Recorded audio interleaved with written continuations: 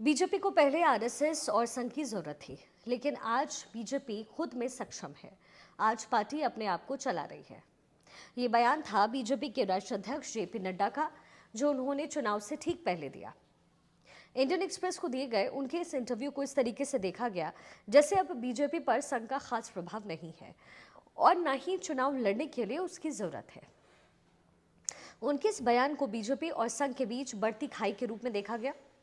संघ का एक बड़ा कैडर जो कि चुनाव में बिना किसी शर्त बीजेपी को मदद करता है, उसके लिए माहौल बनाता है, वो भी इनएक्टिव नजर आया। कई जगहों पर संघ के जो है चुनाव से हाथ खींचने की खबर आई। यही नहीं, जब बीजेपी सिर्फ 240 सीटों पर सिमट गई तो संघ ने इसके पीछे बीजेपी के बड़े नेताओं, खासतौर पर जेपी नड्डा के बड़बोलेपन पर भी सवाल उठाया। माना गया कि संघ और बीजेपी ने आपस में पॉलिटिकल ब्रेकअप कर लिया है, लेकिन अब जब हरियाणा और महाराष्ट्र और झारखंड के चुनाव सिर पर हैं, तो बीजेपी अपने पेरेंट ऑर्गेनाइजेशन यानी संघ से एक बार फिर से पैचअप करने के लिए तैयार बैठी है। ये इसलिए क्योंकि कल ही संघ और बीजेपी के बीच एक सीक्रेट बैठक हुई। हरियाणा चुनाव को लेकर के ये बैठक इसलिए भी अहम क्योंकि जेपी नड्डा के उस बयान के बाद संघ और बीजेपी की पहली फॉर्मल मीटिंग है। संडे को आरएसएस और बीजेपी की समन्वय बैठक में संघ के टॉप पदाधिकारियों के साथ सीनियर बीजेपी लीडर्स भी शामिल हुए।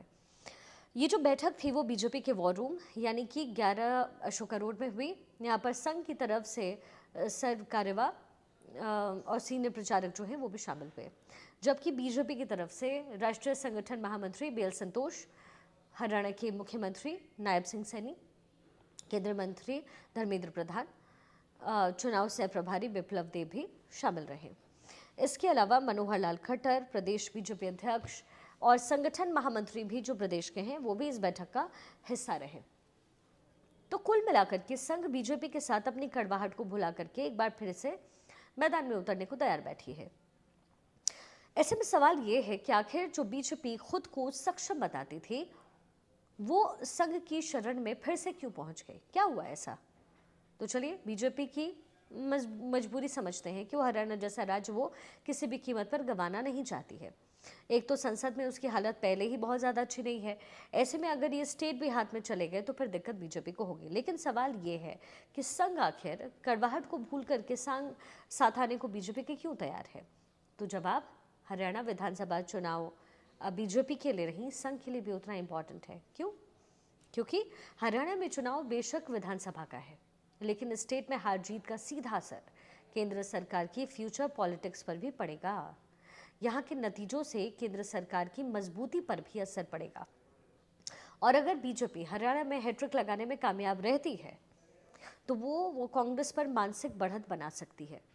ऐसे में संघ ये कभी नहीं चाहेगा कि बीजेपी के केंद्र सरकार के खिलाफ किसी किस्म का कोई माहौल पैदा हो, क्योंकि पार्टी को वैसे भी अपने दम पर बहुमत नहीं मिला है। और अगर ऐसा हुआ तो इसका जो नेगेटिव असर है वो सीधा संघ पर पड़ेगा। यही नहीं, हरियाणा संघ के सीनियर लीडर अरुण कुमार की कर्मभूमि रही है, लिहाजा वो भी यहाँ से खराब नतीजे नहीं चाहेंगे। इसी बीच मोदी सरकार ने भी सरकारी नौकरी वालों को शाखा में शामिल होने में जो बैन लगा था उसे हटाने का फैसला किया। इससे पहले सरकारी नौकरी में जो लोग शामिल थे या जो लोग सरकारी कर्मचारी थे वो लोग संघ की शाखा और उसकी गतिविधि में शामिल नहीं हो सकते थे। तो मोदी सरकार के इस फैसले को भी संघ के गुस्से को ठंडा करने की कोशिश के तौर पर देखा गया, और शायद इसलिए आरएसएस भी कड़वाहट को भूल करके बीजेपी के लिए मैदान संभालने को राजी हो गया है। समझ गए आप? यानी सवाल अब ये है कि हरियाणा क्यों? उसका एक बहुत बड़ा रीज़न है। दरअसल राजधानी दिल्ली 3 ओर से हरियाणा से घिरी हुई है। ऐसे में अगर वहाँ पर विरोधी पार्टी की सरकार आती है तो दिल्ली की सीमाओं पर आए दिन केंद्र सरकार के खिलाफ धरने प्रदर्शन होंगे, ठीक वैसे ही जैसा कि अभी पंजाब में हो रहे हैं। अभी तो हरियाणा की सरकार किसानों को और दूसरे प्रदर्शनकारियों को पंजाब बॉर्डर पर ही रोक देती है, लेकिन मान लीजिए कि हरियाणा में बीजेपी की सरकार नहीं हुई तो ये जो प्रदर्शन है वो सीधा दिल्ली में होंगे, और तब इनके नैरेटिव को संभालना मोदी सरकार के लिए भी बड़ा मुश्किल भरा हो जाएगा। इसलिए संघ और बीजेपी कड़वाहट को भूल करके किसी भी कीमत पर हरियाणा का मैदान मार लेना चाहते हैं। कह सकते हैं आप कि ये चुनाव जो है दोनों की मजबूरी है, और मजबूरियां अच्छे अच्छों को पक्का दोस्त बना देती है ना। तो यही वजह है, यही है इसकी इनसाइड स्टोरी।